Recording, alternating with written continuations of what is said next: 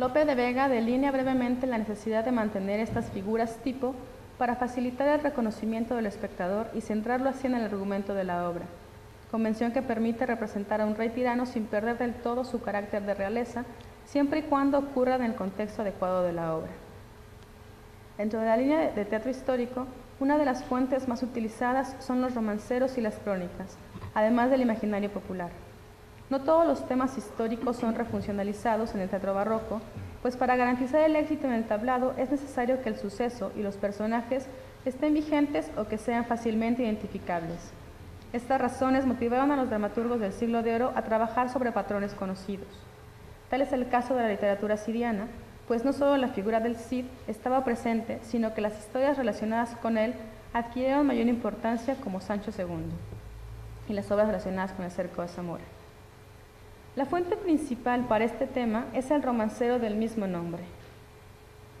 Las tres obras que comprenden el corpus de este trabajo, la comedia de la muerte del rey Sancho de Juan de la Cueva, las almenas de Toro de Lope de Vega y el cerco de Zamora de Dimante, se basan en la variedad de romances sobre el tema y algunas de ellas retoman fragmentos completos del romancero para construir los diálogos de sus personajes principales. Se basan principalmente en estos tres pasajes: la muerte del rey Fernando, el cerco de Zamora y la traición y muerte de Sancho por Bellido Adolfos. Cueva y Diamante muestran un apego casi fiel al romance que sirve de guía y eje principal de las obras. En el romance de la muerte de Fernando se va trazando la figura de Sancho en contraposición con la de sus hermanos. Sancho es el único de los hijos que expresa algo distinto a la conformidad. Es cierto que esto no indica nada en particular ni delinea al personaje, pero explica cualquier acción futura. Este primer acto de inconformidad es lo que lo llevará al intento de usurpación de la tierra de sus hermanos, bajo el pretexto de unir España en un único reino. De acuerdo con Powell, la intención de Sancho de unir los reinos en uno está condenada desde el momento en que una maldición recae sobre quien se atreva a tomar las tierras que no le han sido dadas. Antes de los primeros 100 versos, Juan de la Cueva presenta a Sancho como un hombre arrebatado por sus pasiones, orgulloso y violento de natura. Cueva hace que sea Sancho quien se defina a sí mismo con el uso de un lenguaje violento y una ira creciente a lo largo de la primera jornada. Zamora siente temor ante la amenaza de Sancho. El usurpar un reino que no le corresponde lo coloca en la categoría de tirano desde un primer momento. Ha desobedecido al rey, ha amenazado a Urraca, ha despojado a sus hermanos de las tierras, y la violencia de su carácter es manifestada tanto por él como por otros personajes de la obra. Arias Gonzalo es uno de ellos. La soberbia de Sancho crece ante las negativas de Urraca y no amenaza solo con tomar Zamora, sino que extiende su amenaza hasta dar muerte a la princesa. Cueva está a favor del tiranicidio y extiende la violencia de esta obra hasta la venganza del Cid y el enfrentamiento entre castellanos y zamoranos. La violencia inicial del carácter de Sancho se extiende hasta sus tropas, ya que en esta obra Sancho no tiene tiempo de perdonar a Bellido ni de aceptar la maldición del padre. No queda más opción que la venganza de sus tropas sobre Zamora. En su obra, Juan Bautista Diamante crea una figura rígida e invasiva que justifica sus acciones y tacha de amenazadoras las acciones de los otros. Sancho interpreta la negativa de Urraca de entregar Zamora como una amenaza a su honra, razón por la cual es necesario imponerse y apropiarse de la ciudad. Para justificar el comportamiento de Sancho, Arias Gonzalo hace memoria de su vida en palacio con Fernando Vivo.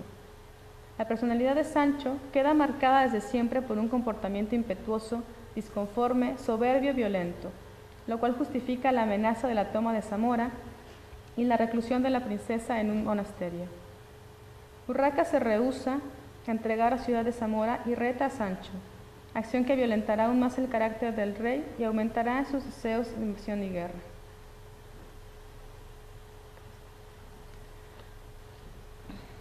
La versión de Lope sobre Sancho II se desarrolla en otro momento histórico, la toma de Toro. Sin embargo, este episodio es realmente el cerco de Zamora. Esta pieza tiende más a la historia de enredo y engaño, donde el cerco es el marco de este juego y Sancho es el villano que obliga a los conflictos. A pesar de ello, Lope se mantiene en la línea de Cueva y caracteriza a Sancho como un príncipe tiránico y orgulloso, con el añadido de que en Las Almenas, Sancho se enamora de vista de Elvira. y es, luego de darse cuenta de quién es ella, que su ataque se torna más violento. En esta obra, todos los personajes, en un momento u otro, sugieren la maldad y tiranía de Sancho, ya sea en un discurso directo o sugiriéndolo como lo hace el Cid ante la imposibilidad de llamar tirano a su señor. Pero Sancho no toma en cuenta la advertencia y sigue con el intento de la toma de Toro.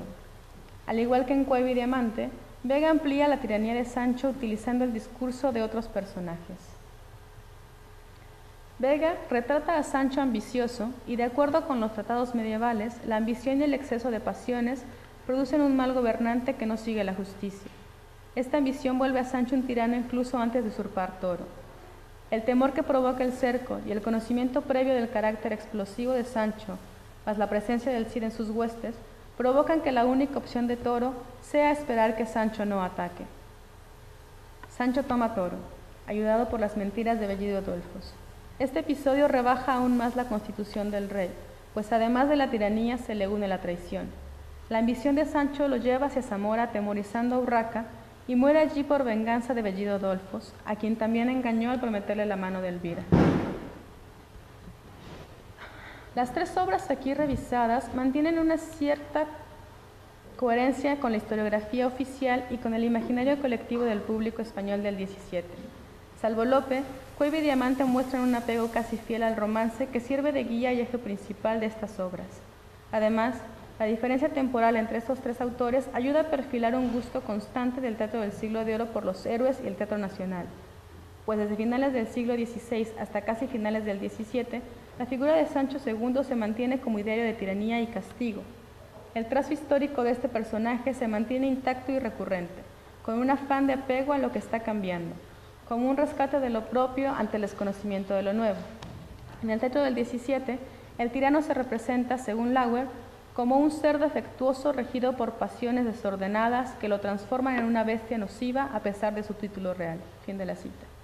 Como se ha visto, esta categorización es heredada desde el derecho medieval y sigue la línea evolutiva y con un mínimo porcentaje de variación hasta este momento. Es por ello que se dibuja tan fielmente como la historia tradicional oficializada lo permite, para mantener los rasgos de ambición, violencia, traición y tiranía dentro de un contexto controlado y seguro, contraponiendo la muerte del tirano ante el imperio que era España en ese momento.